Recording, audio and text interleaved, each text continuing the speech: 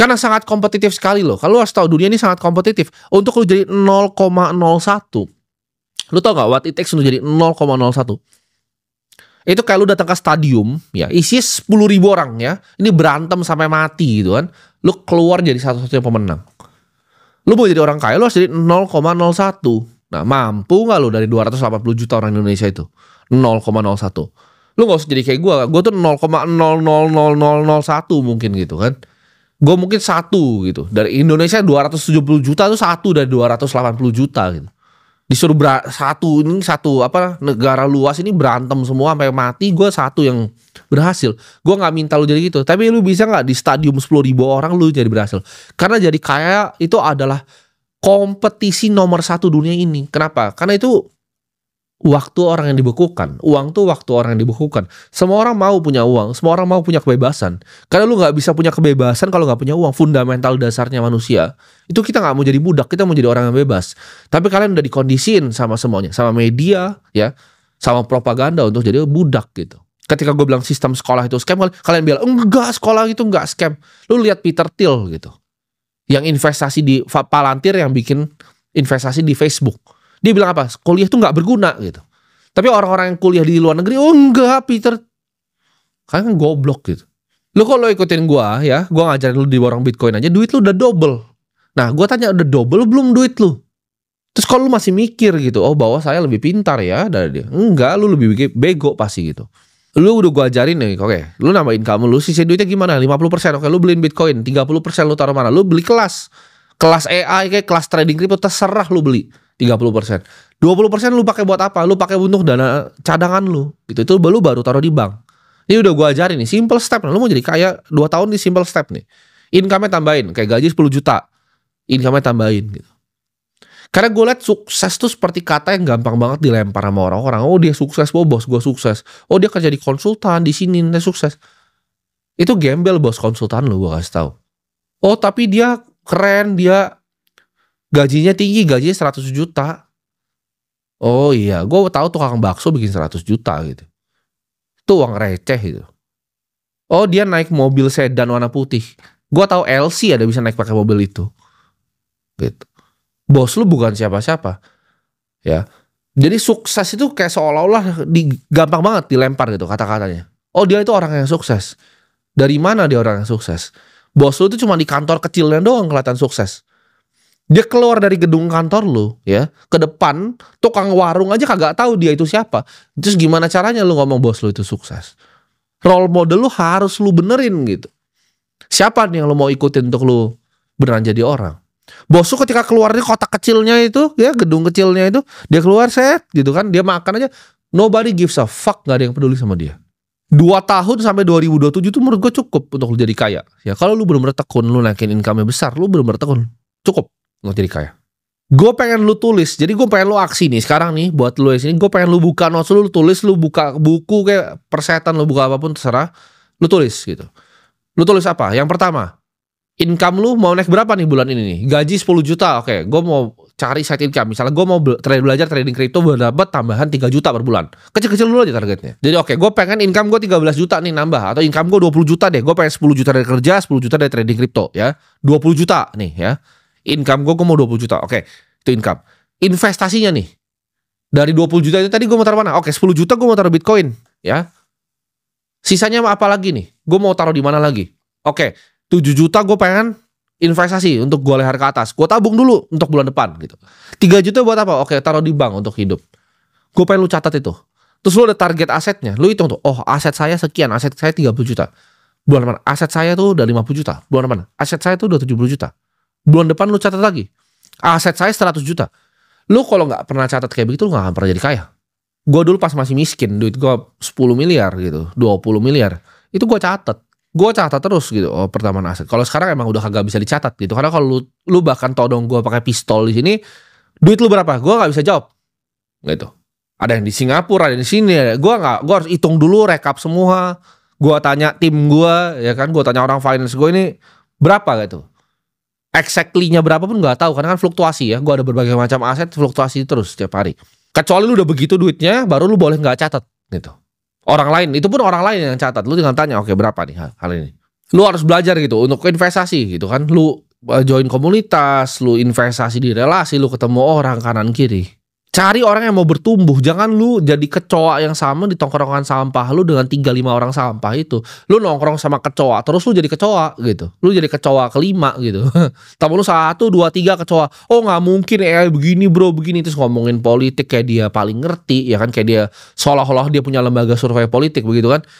Gak penting gitu, gak penting. Lu fokus di diri lu ya, fokusin ngapain lu berantemin hal yang lu tuh gak ada gunanya gitu buat berantemin.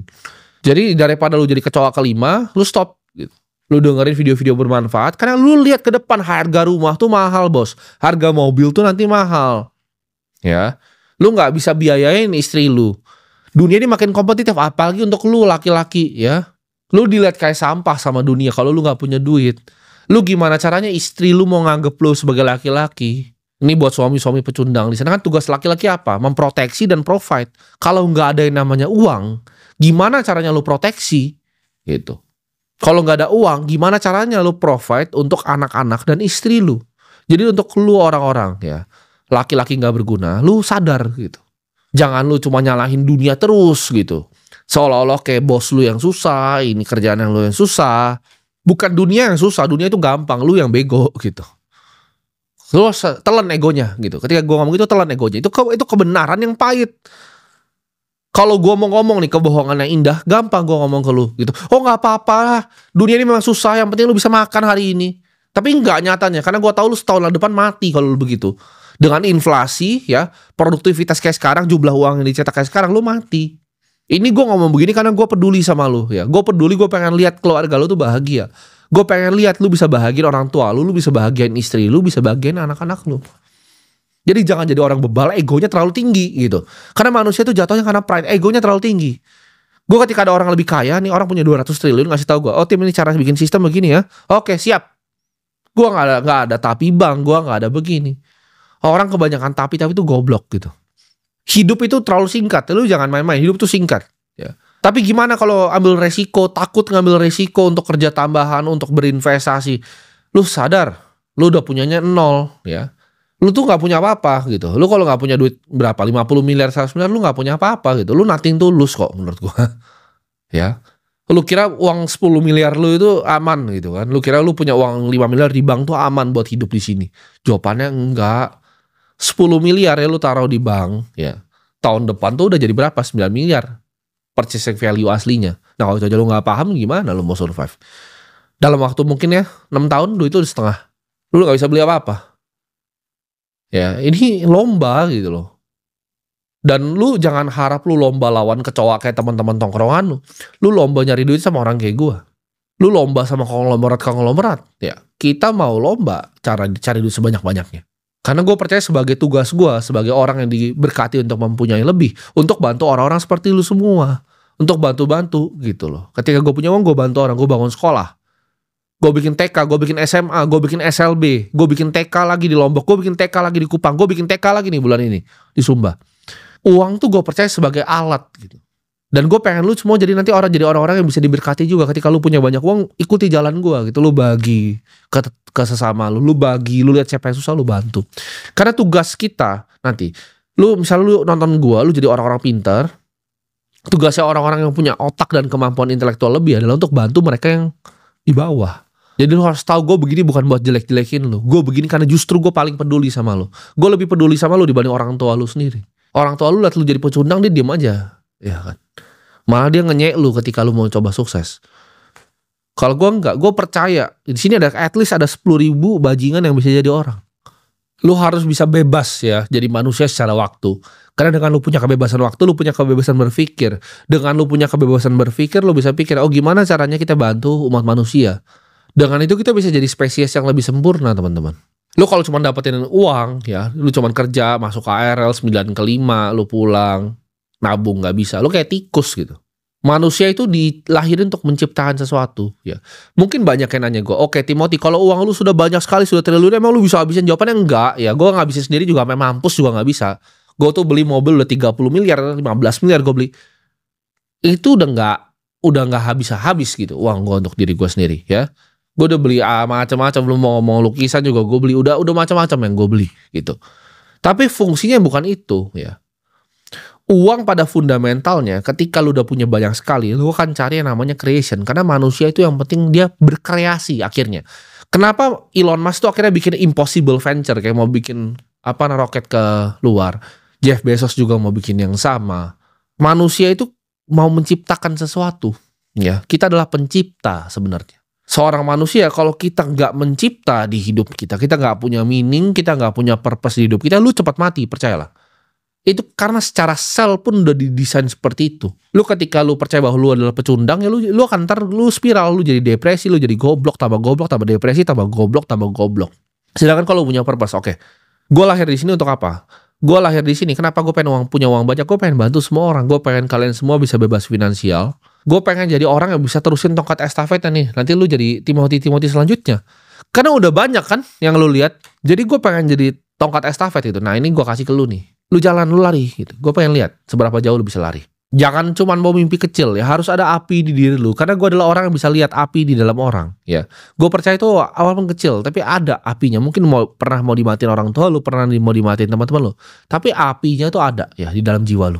Ketika nonton konten seperti ini, lu ulang gitu, lu resapi ya. Jangan cuma lu nyinyir, jangan cuma lu ngerasa tersinggung. Karena gue bilang ya, semua perkataan gue adalah tes IQ. Kalau lu merasa tersinggung dengan statement gue, berarti lu orang bodoh. Karena komitmen adalah proses untuk mengeliminasi alternatif. Jadi kalau ketika lu komitmen untuk jadi kaya, lu eliminasi semuanya. Tongkrongan lu eliminasi semuanya. Gua untuk nyampe ke diri gue yang sekarang itu semua gue korbanin. Mau temen, mau pasangan, mau keluarga, semuanya gue korbanin. Kenapa? Karena gue tahu satu hal ya. Gue dilahirin di dunia ini untuk bikin sesuatu. Ketika gue punya uang yang banyak, gue bisa menginspirasi lebih banyak orang. Ketika gue punya uang yang banyak, gue bisa bikin manusia jadi spesies yang lebih baik. Ya. Mungkin ke depannya gue pengen bikin civilization gue sendiri gitu.